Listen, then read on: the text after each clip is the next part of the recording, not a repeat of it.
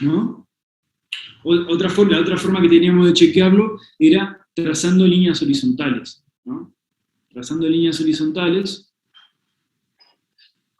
y viendo si todas las líneas horizontales cortaban en a lo sumo un punto. Y eso es lo que está pasando acá. Tengo una duda, si la pasás por i igual a 0, ¿no cortarían 2 puntos? Bueno, depende cómo definas, ¿no? Si acá definimos así, a ver, si acá definimos así, y acá definimos así, bueno, ahí no, pero es verdad que si acá en este punto la definimos como que vale 0, bueno, ahí sí 0 habría 2 puntos con imagen 0, ¿no? Depende cómo definamos la función acá. ¿No? Bueno. A ver. Pero ahí sí podría ser, entonces. Ahí sí, esta función es, como está el gráfico ahora, es inyectiva y es sobreyectiva.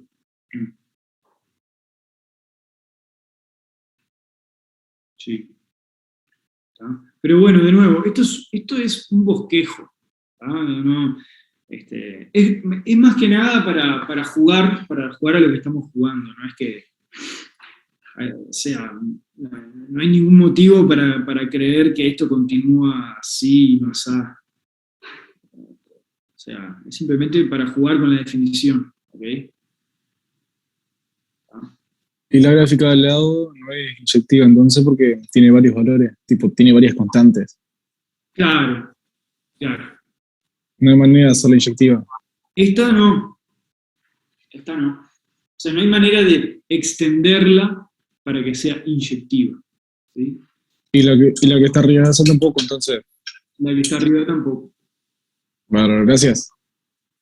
A vos. Está. Bueno. Bien. ¿Alguna otra pregunta sobre esto? Es importante, ¿eh? Preguntan porque este es importante. La tercera es biyectiva. ¿Está? Sí. A ver. Para ser biyectiva, ¿sí? Tiene que ser no tiene que ser tipo sobreyectiva e inyectiva. Ahí va. O es tipo, ahí va. Tiene que ser sobreyectiva e inyectiva. ¿Está? Entonces, ¿es inyectiva, Antonella? Le pregunto. Esta No es inyectiva. no es inyectiva, ¿no? Entonces no puede ser biyectiva. Sí, yo me equivoqué. Me preguntaría si era sobreyectiva. Ah, sobreyectiva. Me equivoqué. Dale. Sobreyectiva, bueno, viste, la sobreyectividad es una cosa que depende de cuál es el codominio que estamos considerando.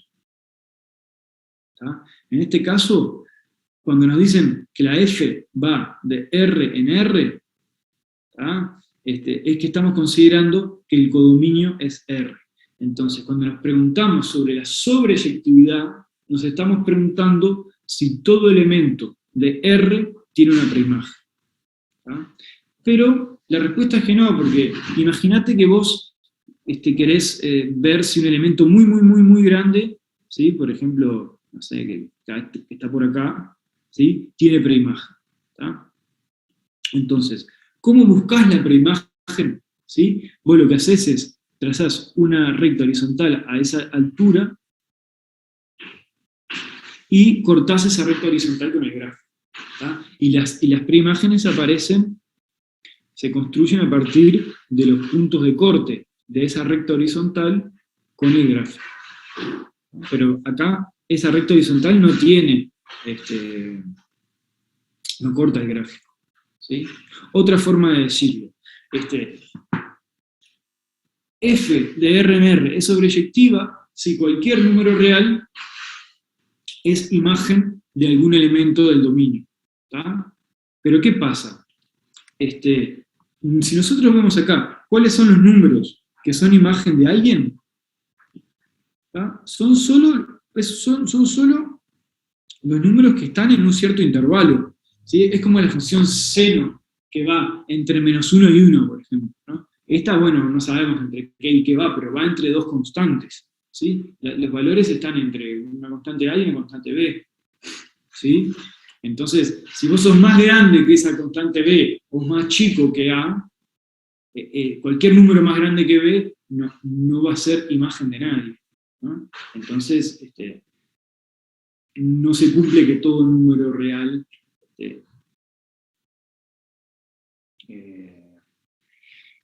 sea imagen de alguien, que es lo que precisaríamos para que esta función con codominio R fuese sobreyectiva. Yo tengo una pregunta rápida. Si no es ni inyectiva, ni sobreyectiva, ni biyectiva, ¿tiene otro nombre o no? No. Se dice que no es ninguno de esos nomás. Ok, gracias. Dale. Bueno, bien. Está. Bárbaro.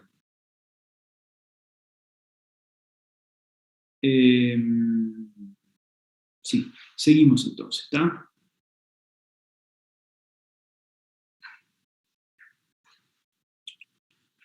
Seguimos. No,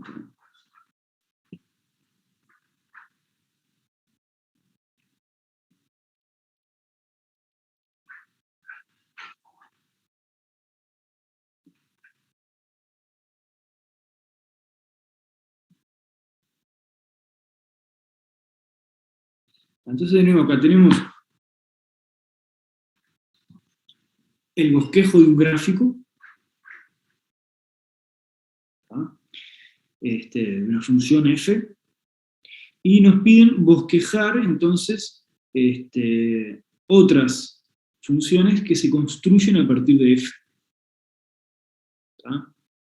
Entonces, por ejemplo, cuando nosotros tenemos el gráfico de f, ¿tá? Como acá, y le sumamos, a la f le sumamos una constante,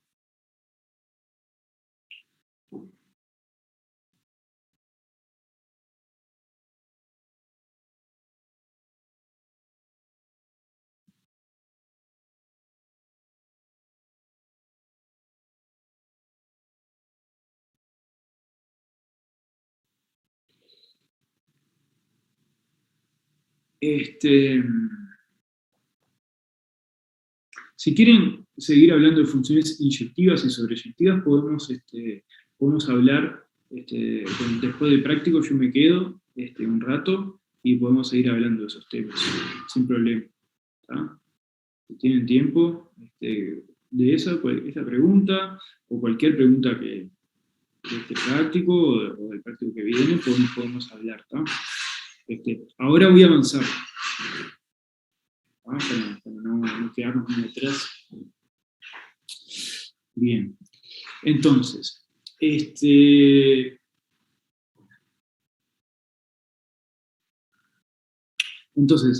queremos acá jugar a lo siguiente. Nos dan el gráfico de una función, ¿tá? Y después nos dicen, bueno, te doy otra función que la construyo a partir de f.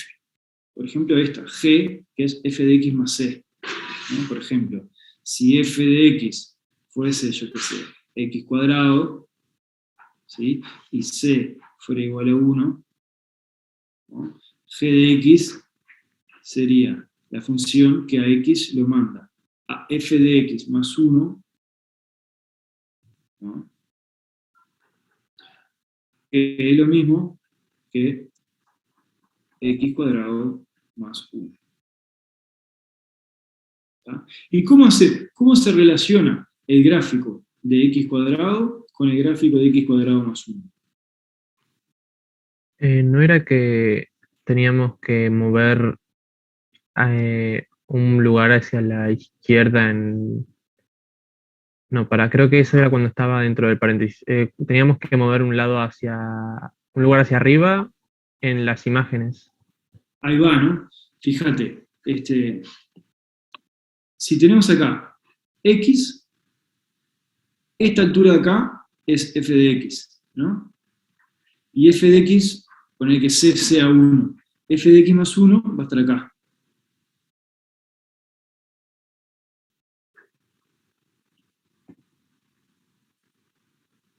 Poner que esto acá es f de x más 1. ¿No? Entonces, el gráfico tiene que pasar por acá. ¿No? Pero esto pasa en todos los x, ¿está? En todos los x, este es un x1, ponele. Agarro un x0 acá, ¿sí? Acá tenemos f de x0, ¿sí? Y f de x0 más 1, ¿qué sería?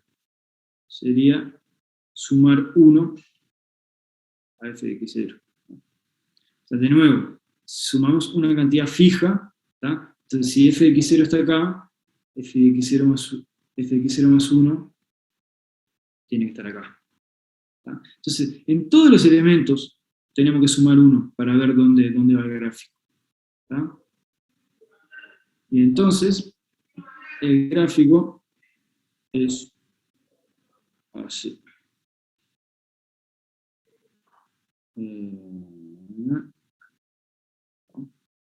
Es trasladado para arriba. Bien. Ahora, cuando tenemos, ahora sí es con lo que decía el compañero, cuando tenemos f de x más c, ahí sí es trasladado horizontalmente el gráfico. ¿Ah?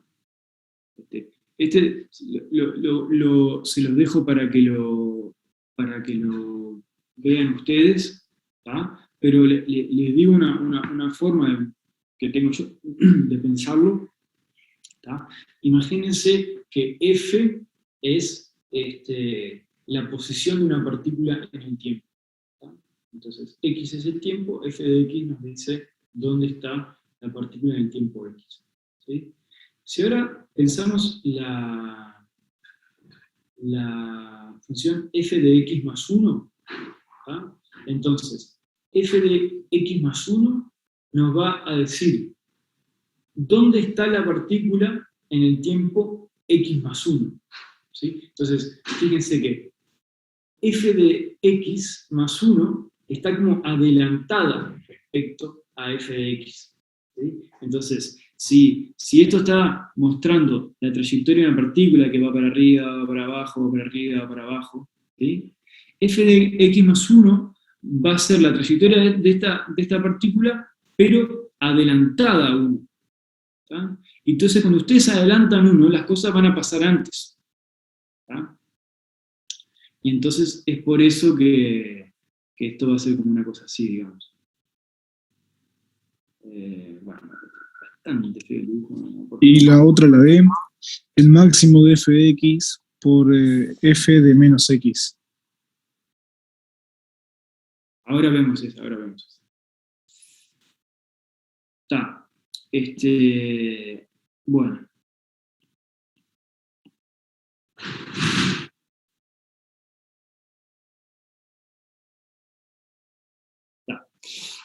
Ese se lo dejo para pensar.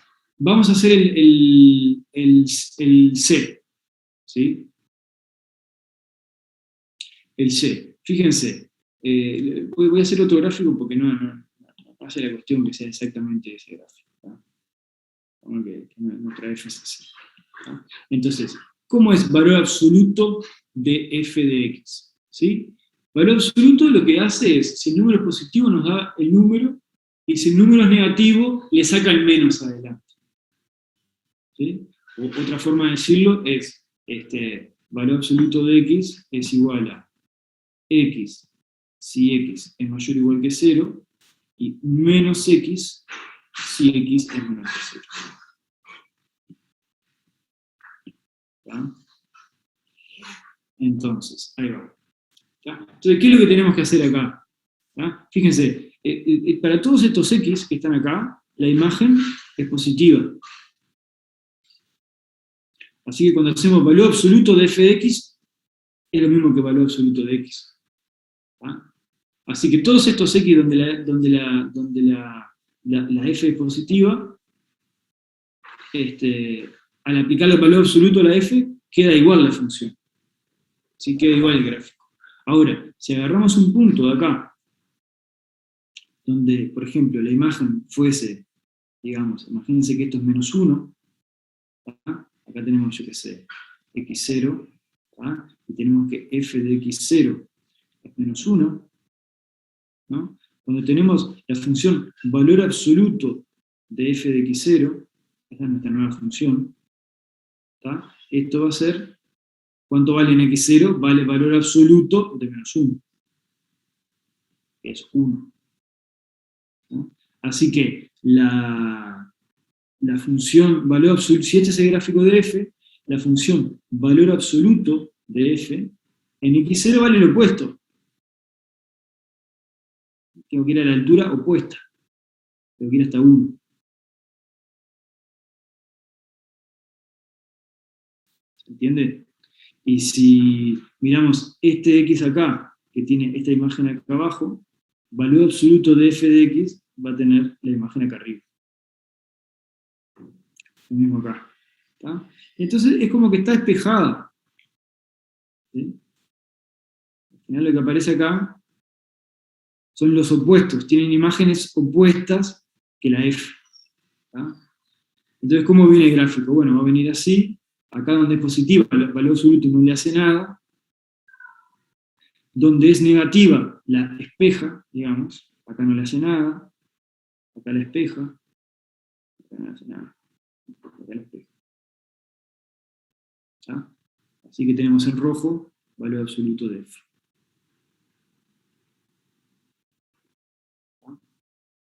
Vamos a hacer el D, como quiere el compañero.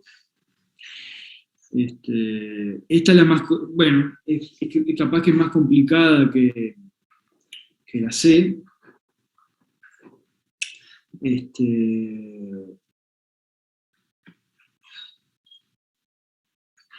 Fíjense. ¿Qué es lo que tenemos que hacer acá?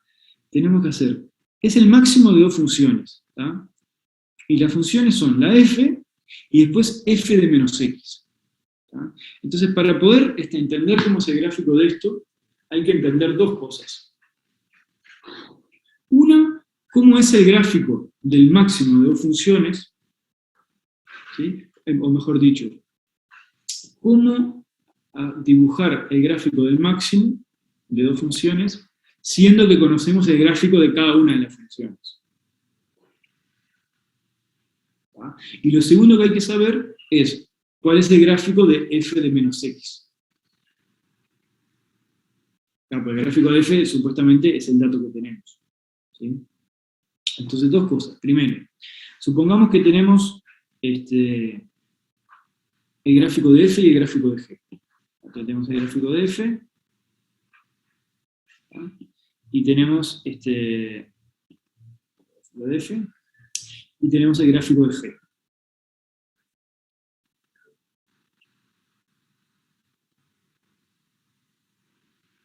¿Tá? Entonces, ¿cuánto vale máximo de f de x y g de x? Esta es nuestra nueva función, h. Construimos ahora una función h que en x vale máximo de f de x y g de x. ¿Tá? O sea, para saber cuál es la imagen de un x, por h hay que calcular f de x, calcular g de x y quedarnos con el más grande de los dos. ¿Tá? ¿Cómo es eso gráficamente? Bueno, nos dan un x. ¿Tá? Entonces tenemos que calcular f de x, ¿tá? Es este número, g de x, que es este número, y quedarnos con el más grande de los dos. ¿Cuál es el más grande de los dos? El que está arriba. ¿Tá? Así que, ¿cuál es el máximo de f y g en este caso? Bueno, va a ser, ¿por dónde, cuánto vale en x? En este caso, en este x, el máximo de f de x y g de x vale g de x. ¿Tá? En este x de acá, el máximo de f de x y g de x, de nuevo, vale f de x.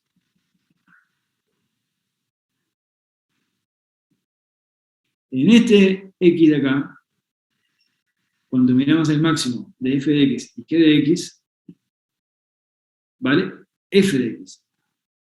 ¿Tá? O sea, en definitiva, lo que os quiero convencer es de que, ¿cómo se construye el gráfico del máximo? Bueno, hay que quedarse con la parte de arriba, digamos, del gráfico. Una cosa así.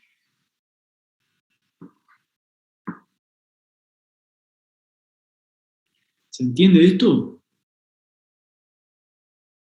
Sí, se entiende. Bien. Está. Bien, entonces, eso como cosa general. Cuando tenemos el gráfico de f y el gráfico de g, ¿cómo hacemos el gráfico del máximo? ¿Tá? La función máximo es una nueva función que tiene ese gráfico. ¿Tá? Ahora, para resolver el ejercicio, nosotros tenemos el gráfico de f, pero lo que precisamos es el gráfico de f de menos x. ¿Tá? Entonces, f de menos x lo que hace es, para saber cuánto vale en 2, bueno, hago f de menos 2. Para saber cuánto vale en 5, tengo que hacer f de menos 5. Para saber cuánto vale en menos 1, tengo que fijarme cuánto vale en 1, la f. ¿Sí? Ahí va. Cuando sea yo. Déjeme hacer un ejemplo sencillo sobre cómo es el gráfico de f de menos x a partir del gráfico de x. ¿Tá? Pongan que este es el gráfico de f. Entonces lo que yo les digo es que f de menos x tiene como gráfico el simétrico del gráfico de f respecto del eje y. Sería una cosa así. Esto sería f de menos x.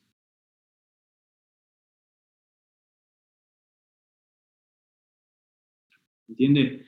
Porque, fíjense, si acá tenemos un punto A, f de A, ¿sí?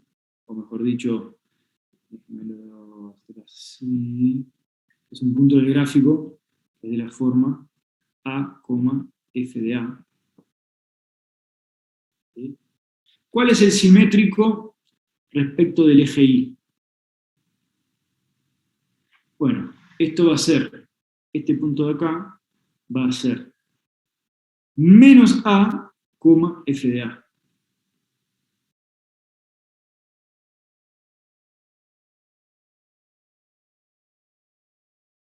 ¿Sí? Eso es lo que hacemos cuando hacemos la simetría respecto del eje Y. Cambiamos la coordenada en X y dejamos, cambiamos el signo de la coordenada X y dejamos el mismo número en la coordenada Y. Eso es simetrizar respecto del eje Y. ¿Tá? Ahora, f de A, esto es un poco feo, pero esto es igual a f de menos A.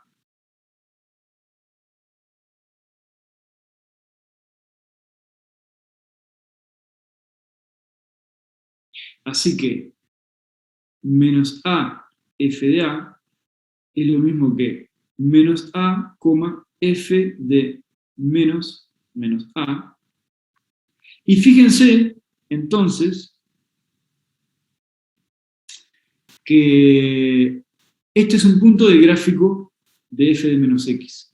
Porque ¿cómo es el gráfico de f de menos x? Son los puntos de la forma x, f de menos x. Y acá lo único, esto es exactamente eso, donde x está sustituido por menos a. Y acá, menos a. Es un x, f de menos x. Estas cosas son,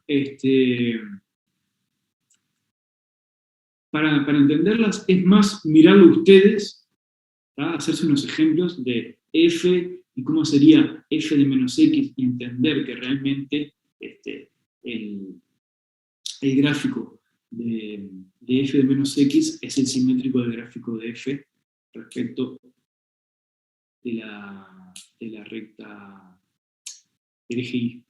¿Tá? Esto lo tienen que hacer ustedes. ¿Tá? Pero bueno, creámoslo por un segundo, ¿sí? Que el gráfico de eso, que el gráfico de f de menos x lo obtenemos simetrizando. Entonces ahora ya sí podemos hacer este ejercicio. El máximo de f de x y f de menos x. Entonces para eso nos traemos el gráfico.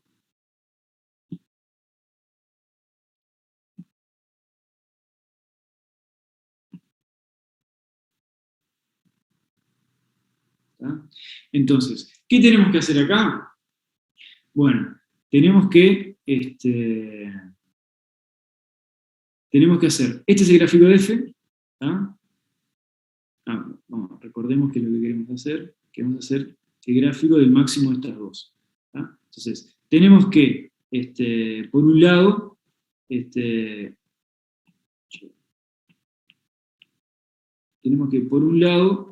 graficar f de menos x en el mismo sistema de ejes, y después quedarnos con la parte de arriba para hacer el máximo. ¿Tá? Entonces tenemos que simetrizar f de menos x. Tenemos que simetrizar f de menos x. Voy a hacer un intento cronológico. A ver.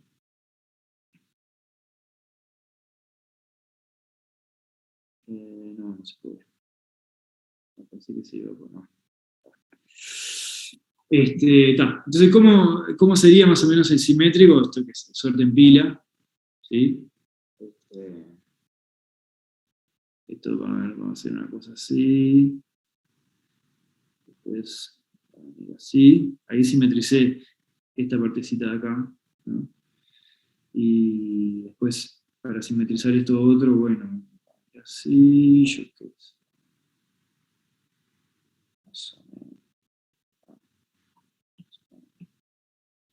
Voy a hacer de otro color.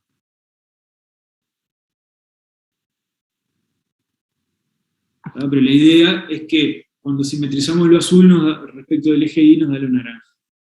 ¿Tá? Bien, así que bueno, eso sería f de menos x, este sería el gráfico de f de menos x. ¿Tá? Y cuando queremos hacer el máximo de f de x y de f de menos x, nos quedamos con lo de arriba.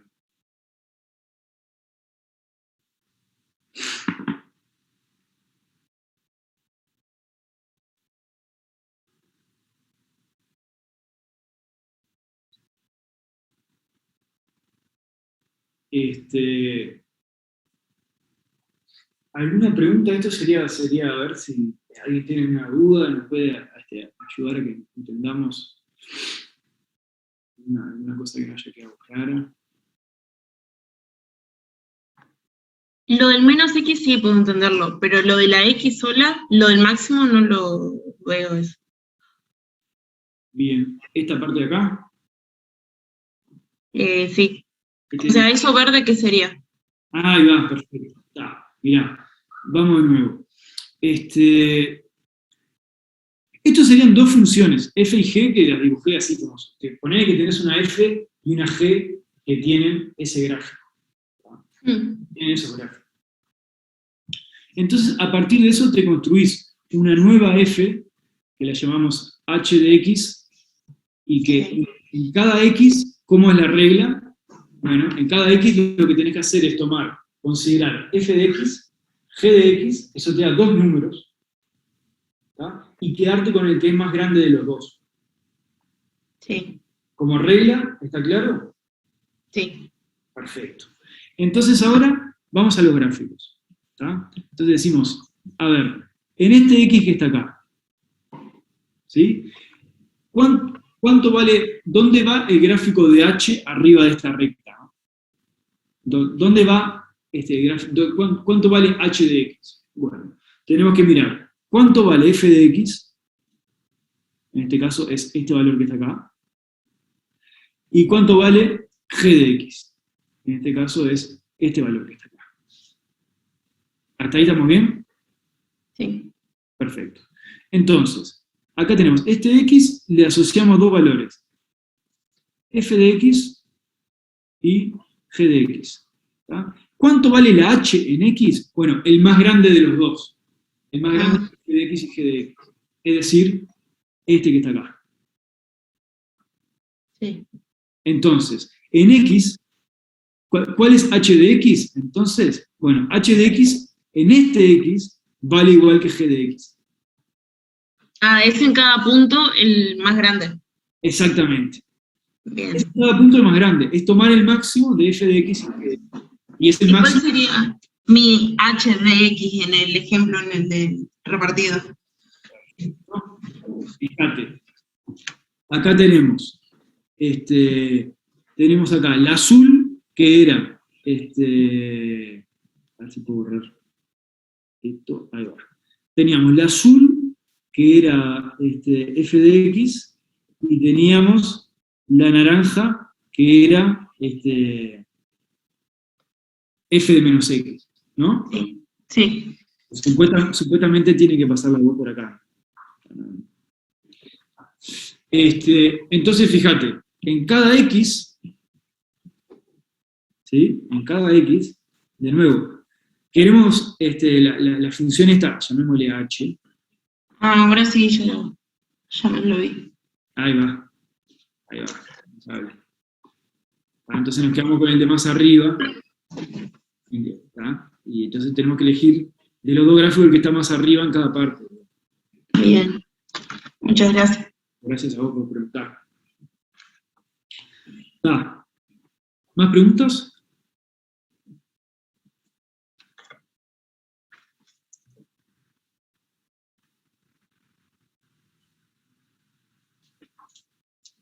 Bueno.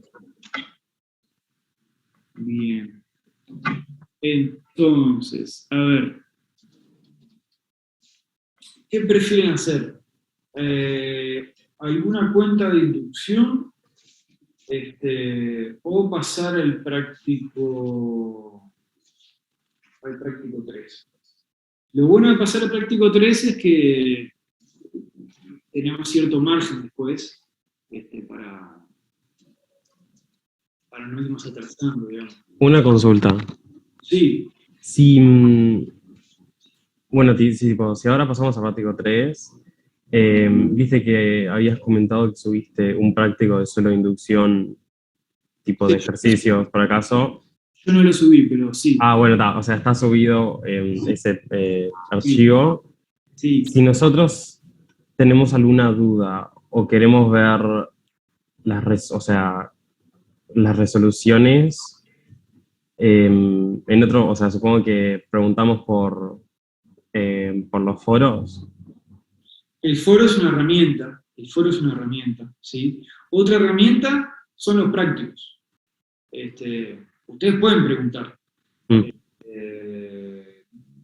Va a ser más sencillo por este asunto de que ahora como que todo lo que yo digo lo escuchan todos.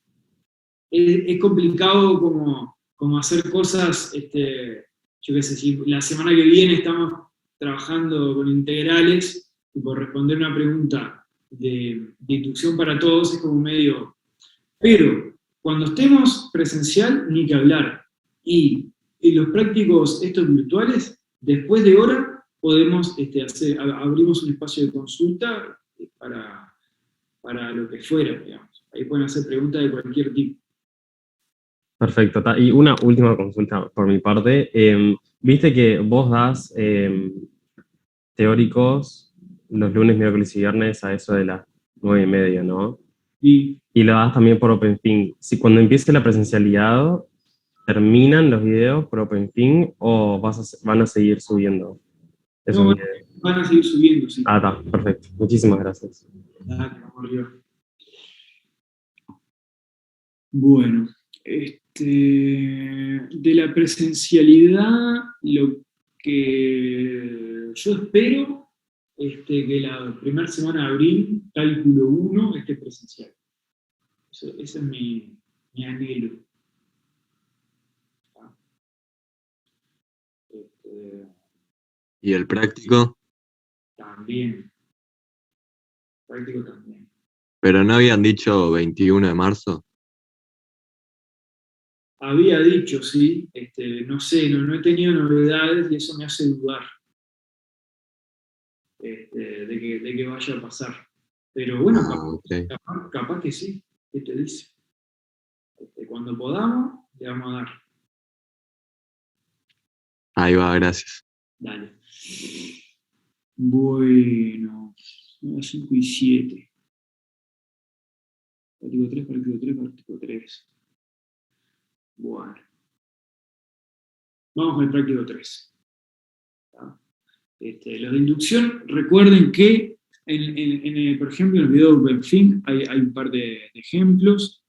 Y seguramente, yo no sé si los otros prácticos están subiendo videos. ¿Saben eso? ¿Se han fijado? Creo que están subiendo tipo notas. Notas como yo. Ahí va, eso. El que sube videos es Tabaré, Solán y algunas profesoras más también suben. O sea, el Zoom mismo lo suben grabado y ahí podés sacarte. Impecable. Porque Solo- seguramente ahí también puedan ver más ejercicios de inducción. ¿Tá? Bien.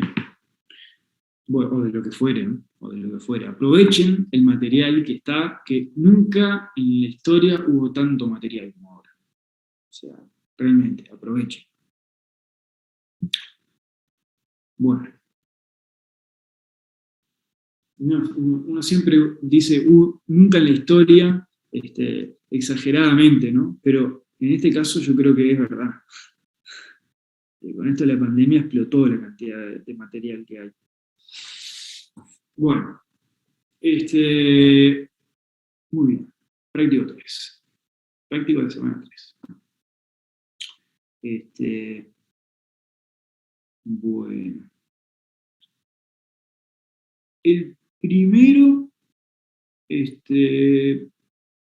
primero es similar al que hiciste hoy, ¿no? sí, el que hice el viernes. No, o la pasada, no me acuerdo. Seguro, sí, que hice en el teórico, sí. Demostrar que raíz de 3 no es un número racional, o sea, lo deberían, es exactamente la misma demostración que para raíz de 2. ¿Es usando axiomas? Bueno, demostrar que raíz de 2, no sé si vos viste en alguna prueba alguna vez de que raíz de 2 no es un número racional. Más que usando axiomas, no, que es una prueba por absurdo, que usa un poquito de teoría de números, tipo números primos y esas cosas, divisibilidad, pero muy poquito. En el teórico de OpenFink del viernes pasado, la última media hora, 40 minutos, una cosa así, fue sobre eso. Fíjate y vas a ver. Ok, yo miro el video. Eso. Así que está. Yo tengo una pregunta de eso. ¿Vos te acordás que habías dicho que cualquier número multiplicado por 2, que después lo multiplicabas por el mismo, significaba que era múltiplo de 2? O sea, par. Sí. ¿No? ¿Eso pasa lo mismo con el 3? Seguro. Claro, que es cómo se hace esto. Ok, gracias. Seguro. La cuestión es esa, digamos, si el 3, los números primos tienen eso, que no se pueden generar de la nada multiplicando dos números, digamos. Entonces, cuando vos tenés la multiplicación de dos números enteros, si eso es múltiplo de 3, es porque alguno de los dos números enteros era múltiplo de 3. ¿Ah? Y entonces si tenés que el cuadrado, eso es porque 3 es un número primo. ¿Ah?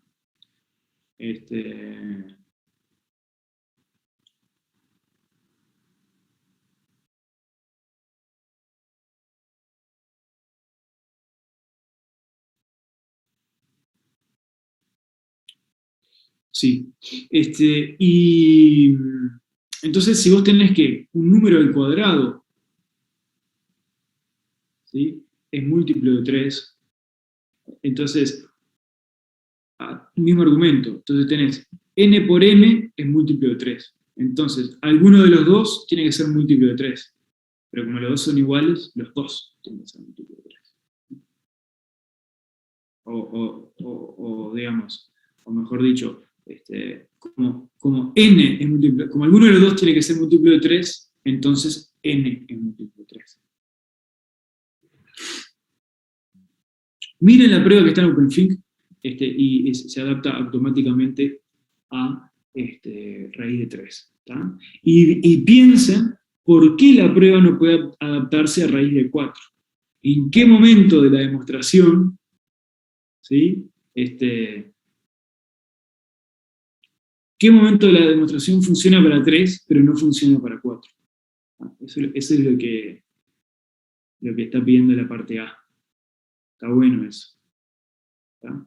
Hay como dos lemas que se llaman, que son como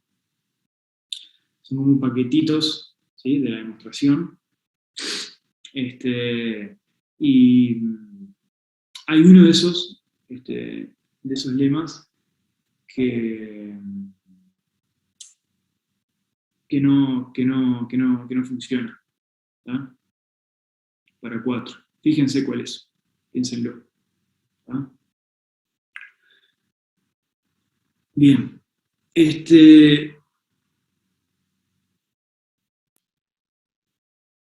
Profe, ¿puedes explicar el 1B?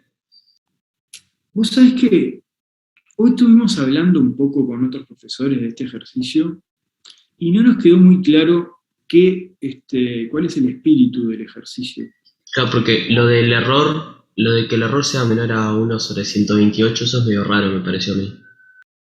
Porque como no sabía, me puse a buscar en internet y vi que, claro, podés deducir que está entre 1 y 2. Sí. Y aproximar que, yo que sé, que es 1,5, pero más que eso no podés.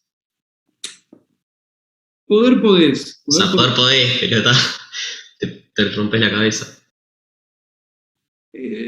No es que te rompas la cabeza, pero es o sea, una forma que uno puede atacar esto, ¿sí?, y quiero decir en unas pequeñas palabras y ya cambiar de ejercicio, una forma que uno puede atacar esto es la siguiente. ¿Tá? Uno quiere la raíz de 3. ¿Tá? Entonces la raíz de 3 es la raíz, pero ahora la raíz en el sentido de cuando se miraba las raíces de los polinomios, ¿sí?, es una raíz del polinomio x² menos 3. El polinomio de x² menos 3 es una cosa así, en el gráfico una cosa así, que es justamente el polinomio de x² trasladado 3 para abajo. Es el ejercicio que hicimos recién. ¿Sí? Cuando haces f de x más una constante, lo que tenés que hacer es trasladarlo en dirección vertical esa constante, ¿no? Entonces, x² menos 3 es eso que está ahí. Y esta raíz que está acá, ¿cuál es el x que cumple esto? Ese x que cumple x² menos 3 igual a 0. ¿No? ¿Y esto qué es? x² igual a 3, y como estamos tomando un x positivo, ¿sí?, ¿qué es x? Es raíz de 3. ¿No? Este que pintamos de violeta es raíz de 3. ¿Sí? Entonces, en definitiva, lo que uno puede hacer es utilizar métodos para aproximar raíces de polinomios. A no ser que alguien tenga otra idea, ¿sí? En principio lo que uno tiene que hacer es, utilizar algún método para aproximar raíces de polinomios. ¿Ya? Entonces, cuando veamos Bolzano, vamos a ver algunos métodos para aproximar raíces de polinomios. ¿Ya? Hay algunos métodos muy lindos, pero que yo prefiero no verlo ahora porque, digamos, simplemente porque ahora estamos usando tiempo para estudiar básicamente el número real y se nos va a gastar el tiempo. ¿Tá? Entonces yo les diría que el 1 lo dejemos por acá. ¿Tá? El 1, 1. ¿Tá? Y que pasemos a los siguientes. Eso es lo que me parece mejor. ¿Tá? Sí, igual si alguien quiere, ahora 5:30 yo me puedo quedar un rato y contesto dudas. ¿Tá? Bueno. Está. Entonces, Profe, sí, yo estoy ahora mismo intentando hacer el 3C. Ajá. Y estoy craneando cómo hallar los racionales de esa función para hacer la intersección. Q es racional, ¿verdad? sí, Sí, está. Como que me grafiqué la función para visualizarla nomás, pero habría que hacer alguna división, algo con la demostración, algo así. Lo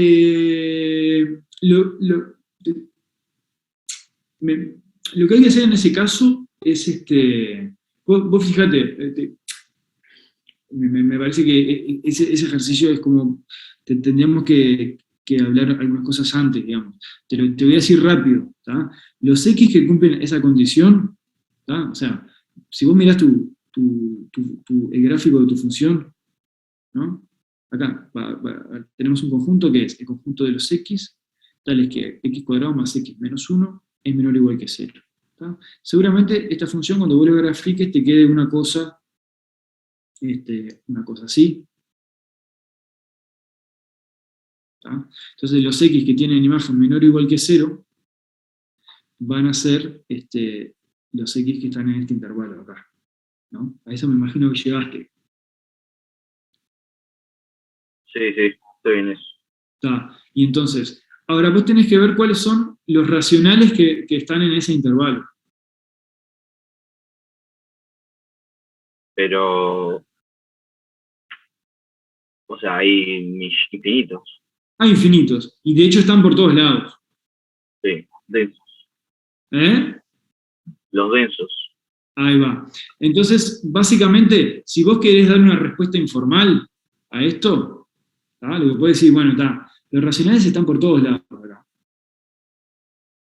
¿Tá? Entonces, se van a acercar tanto a los bordes como yo quiera. ¿Tá? Entonces, en realidad, el supremo va a ser el extremo derecho y el ínfimo va a ser el extremo izquierdo. Claro. ¿Tá? Claro. Pero ahí va, justamente por la densidad, como decís. Pero vamos a repasar un poco de terminología y eso en estos 10 minutos. ¿Tá? Para que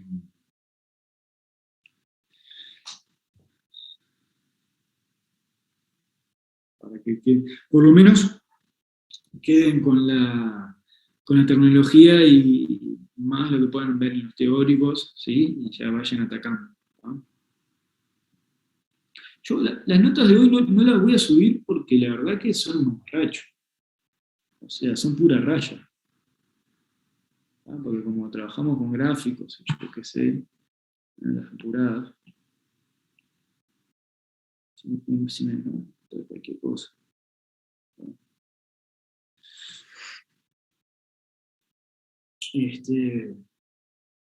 Sé que me piden encarecidamente, ahí las puedo subir, un poco de vergüenza, la verdad.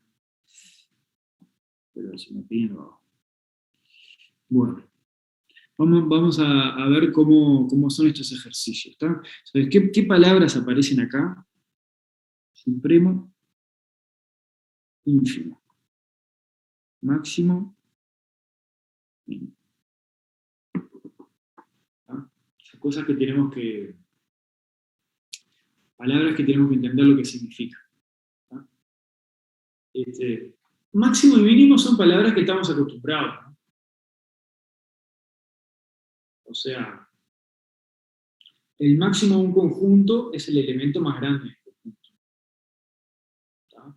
Lo que pasa es que no tiene, en general, uno usa la palabra máximo cuando trabaja con conjuntos finitos, ¿no? Tengo un conjunto que tiene el -1, el 2 y el 3 medios, ¿no? Tengo un conjunto finito, ¿sí? Tiene 3 elementos en este caso. ¿Sí? Hay uno que es el más grande, ese es el máximo. Hay uno que es el más chico, ese es el mínimo. ¿No?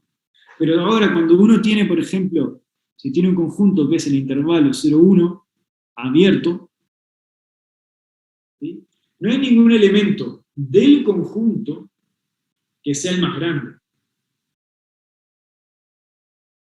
¿No? Porque cualquier elemento del conjunto que tomemos, cualquiera, va a ser más chico que 1. 1 no está en el conjunto.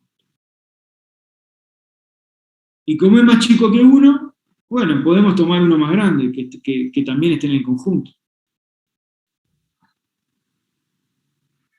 ¿No? Así que, y después podemos tomar uno más grande que este. Y después podemos tomar uno más grande que este. Y seguir así hasta el infinito. Pero nunca vamos a encontrar uno que sea el más grande. ¿Entiendes? Entonces, máximo y mínimo significan lo que tenemos en la cabeza. ¿Tá? Pero cuando tenemos conjuntos infinitos, no siempre existe el máximo. ¿Tá? Hay veces que sí, que el conjunto es infinito y el máximo existe. ¿No? Si ustedes se toman el intervalo, por ejemplo, no tiene por qué ser cerrado en 0. Tómense este intervalo que está acá. 0, 1. ¿Tá? Ahora sí, 1 está en el conjunto. ¿Sí? Y es el elemento más grande del conjunto. Todos los demás son más chicos. ¿No? Entonces, este sí tiene máximo. Este conjunto tiene máximo.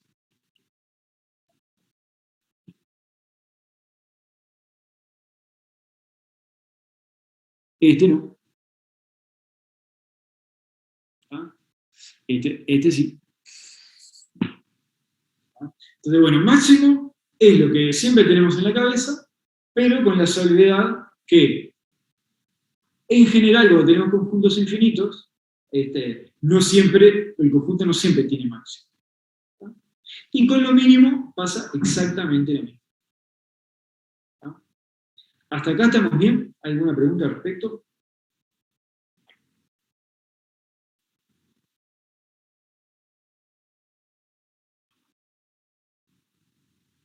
No, parece que no. Bien. ¿Tá? Bueno. Entonces, esa es la parte más fácil. ¿Tá? Ahora, para ver, lo que sí tiene este conjunto que está acá, ¿tá? No tiene máximo, pero tiene supremo. ¿Tá? El supremo es el número hasta donde llega el conjunto, ¿tá? Pero no tiene por qué estar en el conjunto. ¿Tá? El supremo es 1. Una pregunta. Sí. En un conjunto, ¿el máximo y el supremo pueden ser el mismo número?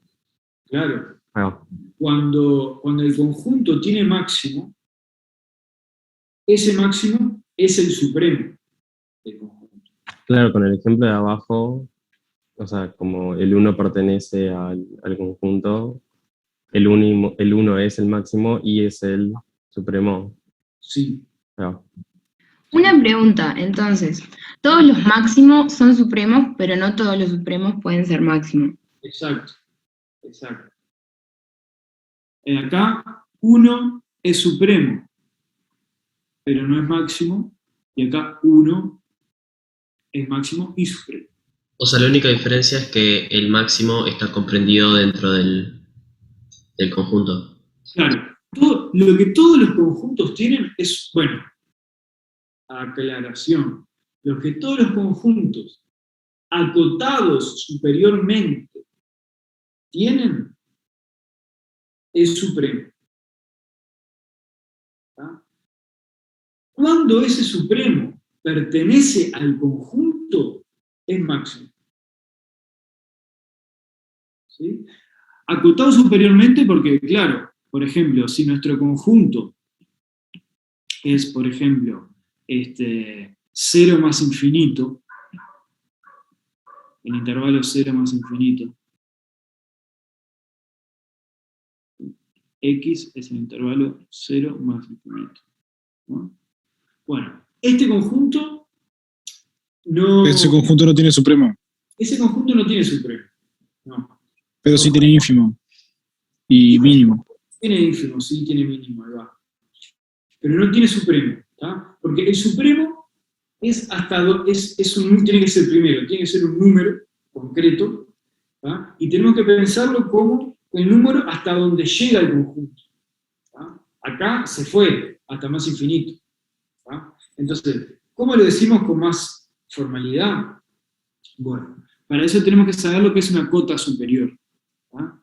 Entonces, una cota superior de un conjunto, ustedes pongan que tienen un conjunto acá, ¿sí?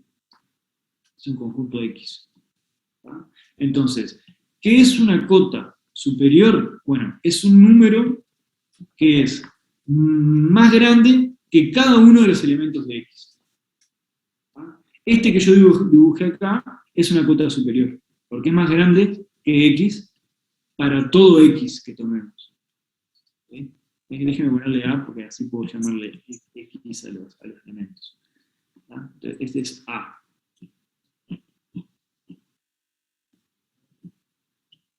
¿Tá? Entonces, este alfa que está acá es una cota superior, ¿tá? Porque es más grande que cada uno de los X que está en A, ¿tá? Ahora, este que está acá, este beta, no es una cota superior, porque es más grande que algunos de elementos de A, pero es más chico que otros elementos de A.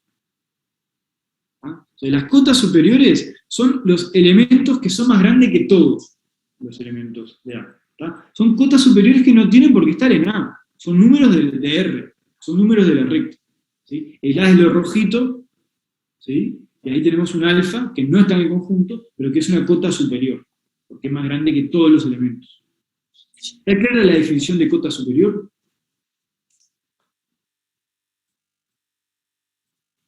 Sí, sí.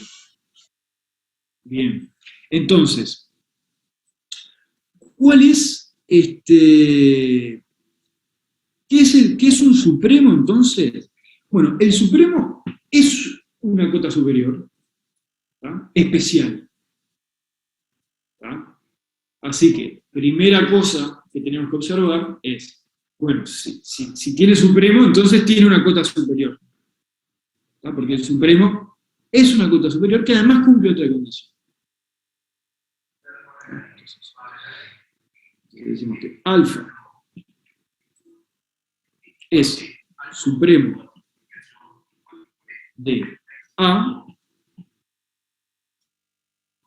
si, entonces, primero, alfa es una cota superior,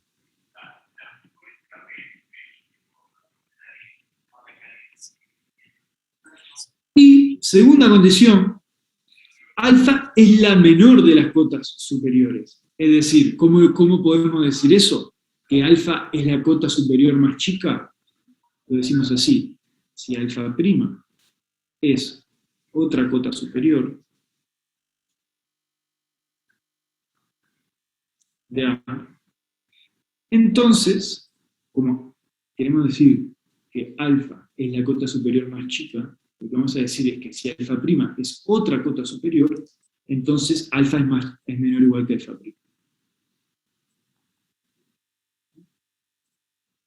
Y esto es para cualquier alfa prima, ¿entiende?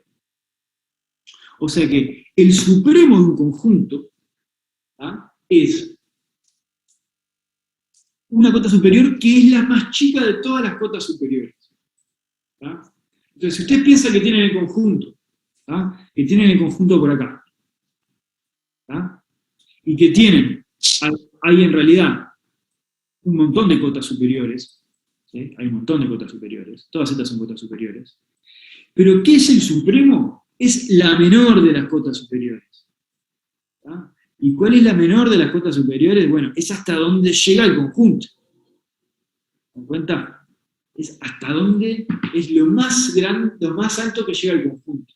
¿Sí? Lo más cerca de, lo más grande que llega el conjunto. ¿Tá? Pero, claro, puede pasar. Hay un micrófono prendido por ahí. Pero puede pasar, ¿sí? Que ese número, hasta donde llega el conjunto, no esté en el conjunto, ¿no? Como era el ejemplo de cuando teníamos, por ejemplo, el intervalo semiabierto, así, 0, 1, ¿no? Entonces, fíjense, esto tiene un montón de cotas superiores, ¿sí? Cualquier número mayor o igual que 1 es una cota superior.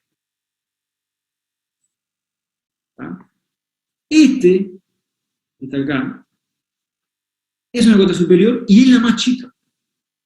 ¿Tá? Así que este es el supremo del conjunto. ¿Tá? Lo mismo si en vez de el intervalo semiabierto fuera el intervalo cerrado. 1 es una cota superior, ¿tá? Porque todos son menores o iguales que 1, todos los elementos del conjunto. 1 es una cota superior, y es la cota superior más chica. ¿Tá? Solo que en el caso del intervalo semiabierto, acá el supremo no pertenece al conjunto, y en el caso del intervalo cerrado, el supremo sí pertenece al conjunto.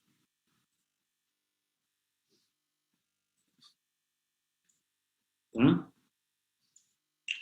Entonces, ¿qué es lo que dice el axioma de completitud? ¿Tá? ¿Cuál es esa propiedad tan importante de los números reales? Dice, si tu conjunto está acotado, ¿tá? Si tiene cotas superiores, bueno, tiene supremo tu conjunto. ¿Tá? Tiene una cota superior que es la más chica de todos. ¿Tá?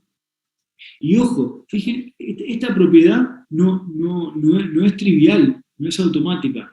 ¿Por qué? Porque, si se fijan, el supremo es el mínimo de un conjunto, ¿no? Es el mínimo de las cotas superiores, del conjunto de todas las cotas superiores. ¿Tá? Y los conjuntos ya vimos que no tienen por qué tener mínimo. Hay conjuntos que tienen mínimo y hay conjuntos que no. ¿Tá? Pero lo que dice el axioma de completitud es que cuando el conjunto es el conjunto de las cotas superiores de un conjunto acotado superiormente, entonces ahí sí el conjunto tiene mínimo. Y a ese mínimo lo llamamos el supremo del conjunto. ¿Ah? Bueno, no pretendo que entiendan todo ya, pero la primera idea que nos tenemos que quedar es esa. Primero, para hablar de supremo, vayan tranquilos, tranquilas, los que tengan que... nos vemos. Bueno, yo me extiendo para los que puedan quedarse. ¿No? Entonces les decía que... Y eso, para hablar de supremo estamos hablando de conjuntos que están acotados superiormente. ¿Tá?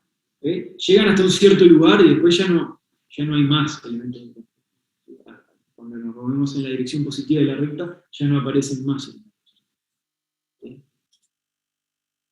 Bueno, y en ese contexto, el axioma de completitud dice siempre hay un supremo.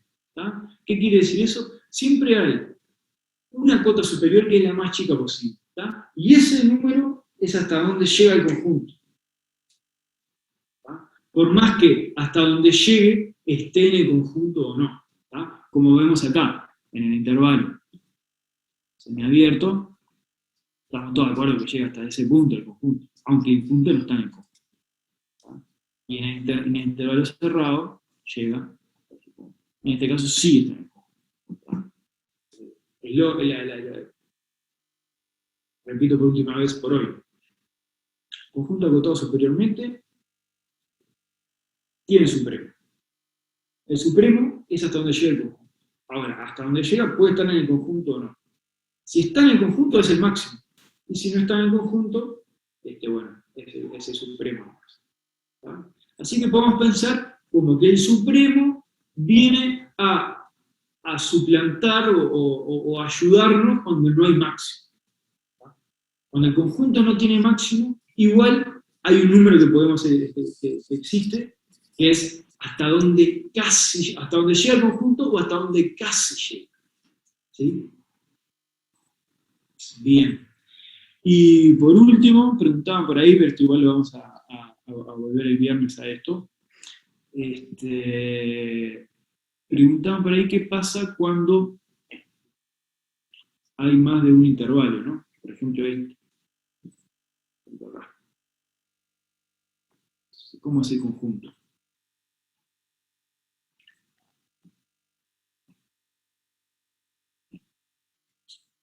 Pero ahí quedaría el mismo intervalo, quedaría el 2-5. Sí, es 2-5 unión 0-1. El intervalo está dentro del intervalo. Ah, no. 2,5 unión 0,1. Acá. ¿Tá? Y entonces, ¿cuál es el supremo? El 5. El 5, ¿no? Es hasta Y el lo más mínimo, alto que llega el conjunto. y el mínimo sería el 0. Y el mínimo sería el 0. Es más, el 5, acá, ¿sí? Es el máximo del conjunto, porque está en el conjunto. ¿Tá? Bueno, y hay conceptos análogos al supremo y al máximo, que son el ínfimo y el mínimo. ¿Sí? El ínfimo es tipo el supremo y el mínimo es tipo el máximo. Exacto. Pero a la inversa. Pero para los más chicos en vez de para los más grandes. ¿Sí? Claro. Digamos que el mínimo es al máximo, como el ínfimo es al supremo. Ahí va. ¿Sí? Y así que en este caso, este conjunto tiene máximo 5 y mínimo 0. Tiene máximo y tiene mínimo. ¿Tá? Así en particular, tiene supremo 5 y ínfimo 0 también. ¿Tá?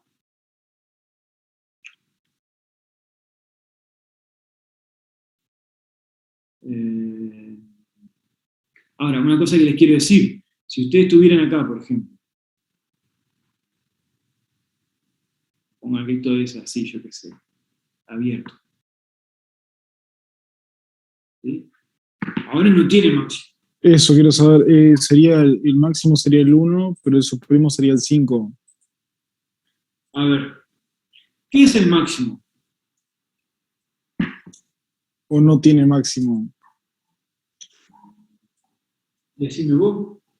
El máximo es el mayor valor del conjunto. Ajá. ¿Y cuál puede ser ese número? Y por eso estaba pensando que puede ser el 1, porque es el único valor cerrado que hay, o puede no ser ninguno. A ver, el 1. El 1. ¿Es el valor más grande de este conjunto? No, porque puede estar el 4,5, ponele. Ahí va. No tiene máximo. No tiene máximo. Exacto. Y mínimo tampoco. Tiene solo supremo e ínfimo. Eso.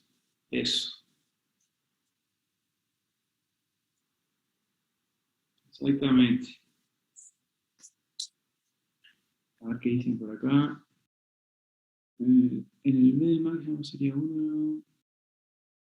¿Cómo es eso de ínfimo y mínimo? Pregunta Pablo Martín. Claro, el máximo y el supremo son conceptos que tienen que ver con qué tan grande, qué tan alto, qué tan grande puede ser, hasta qué tan alto llega el conjunto. ¿Sí? Hay una versión que es qué tan abajo llega el conjunto, ¿sí? O qué tan negativo puede ser el conjunto, ¿sí? O tanto a la izquierda llega el conjunto.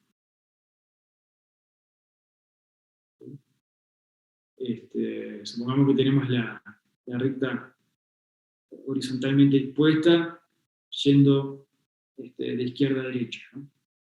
Entonces, el supremo es qué tan a la derecha llega el conjunto, y el ínfimo es qué tan a la izquierda llega. El máximo sería cuál es el elemento más grande, y el mínimo sería cuál es el elemento más chico. Eso en relación a cómo son conceptos espejo, digamos, máximo, mínimo y supremo, ínfimo. ¿Tá? Y preguntaban por el B por ahí.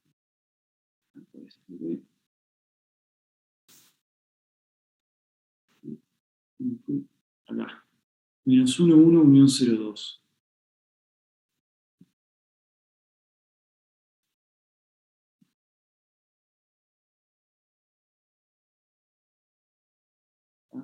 Entonces, ¿cómo es esto?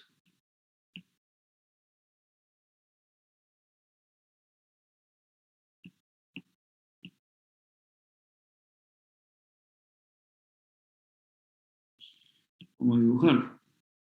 -1, 1, acá. Tenemos el 0 acá y el 2 acá. Unión 0, 2. Así que unimos con esto y con esto. ¿No? ¿A qué es igual este conjunto?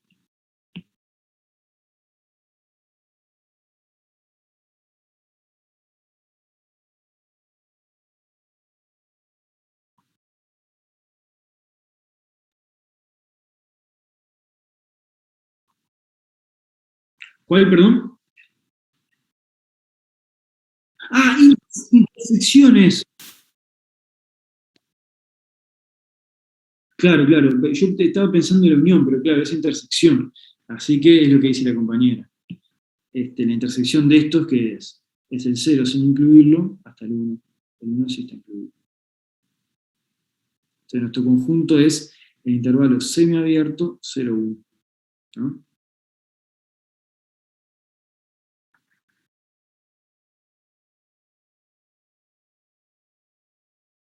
Y entonces, se ve clarito, ¿no? Tiene máximo. El máximo cuando existe siempre es el supremo. ¿Sí? Y no tiene mínimo, pero tiene ínfimo. El ínfimo es 0.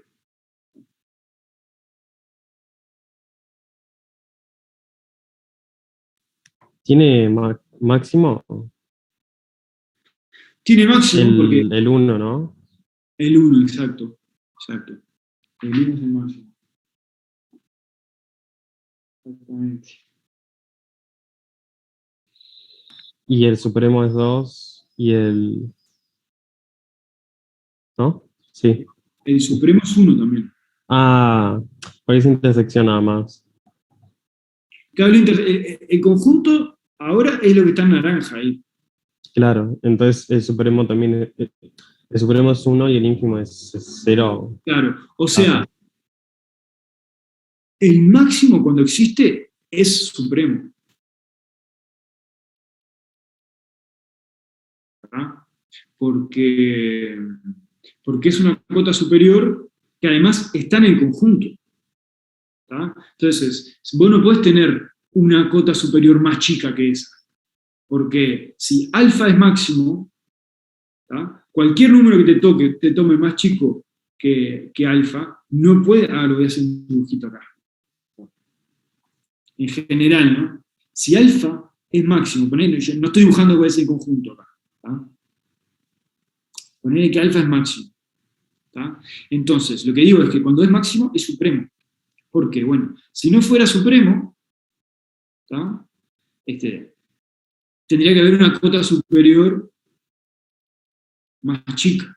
Supongamos que tenemos una cota superior más chica, acá, alfa primo. No, pero ¿cómo va a ser? No es cota superior porque el alfa está en el conjunto. Así que alfa prima no podría ser cota superior. Eso lo vamos a ver con más cuidado en los teóricos y en Hércules también. ¿Ah? Pero no sé si tienen preguntas.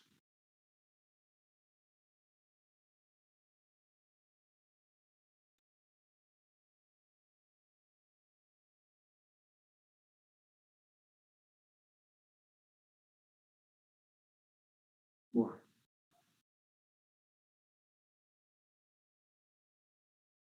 Bueno, muy bien.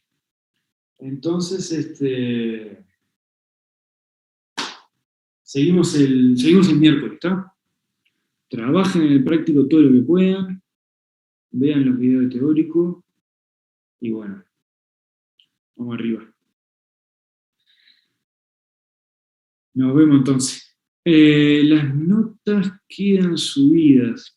Yo qué sé, si quieren las subo, pero mirá lo que es esto. Yo qué sé, esto es un agarracho. Es como puro dibujito y puro. Si quieren las subo igual. Las subo. Sí, las subo. Ahora las subo. Bueno. Muy bien. Nos vemos el miércoles entonces.